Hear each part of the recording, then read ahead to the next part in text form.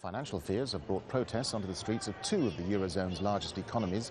A strike by Italy's largest trade union in response to the government's austerity plans has shut down most public services. Protests are also being planned in neighbouring Spain, where the parliament is set to vote on debt reform. Well, our correspondent Nadim joins us now live from Rome. Nadim, what more can you tell us about these protests there in Rome where you are and what's been happening on the streets? Well, in fact, Darren, there have been two different protests on Tuesday. The earlier protest was called by the largest trade union in the country, the CGIL. That ended up near the Colosseum. Many thousands of people took to the streets for that, but it was very peaceful and good-natured. Now, outside the building, you can see behind me the Senate with the flags there.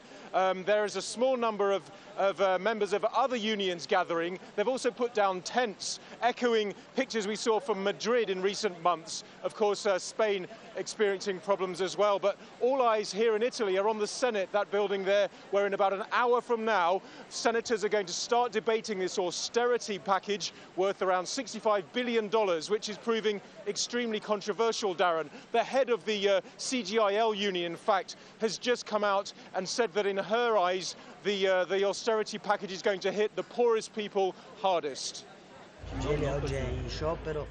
Today we strike against unjust austerity measures, and it appears evident during the latest hours these austerity measures are also irresponsible. They are measures that dump on the worker, on the public workers, all the costs of this crisis and this difficult financial situation. It is an austerity measure that does not take into consideration the future of the country and what should be the necessary growth. We should say the country does not deserve these austerity measures. And Nadim, is that austerity package that you've been talking about likely to pass through Parliament at all? I think there's no doubt that in one form or another, Darren, it will pass. Just in the last few hours, the main opposition, the Democratic Party, has said that they're willing to see a swift vote on the measures. After they've been debated in Parliament, they have to go back to the lower house.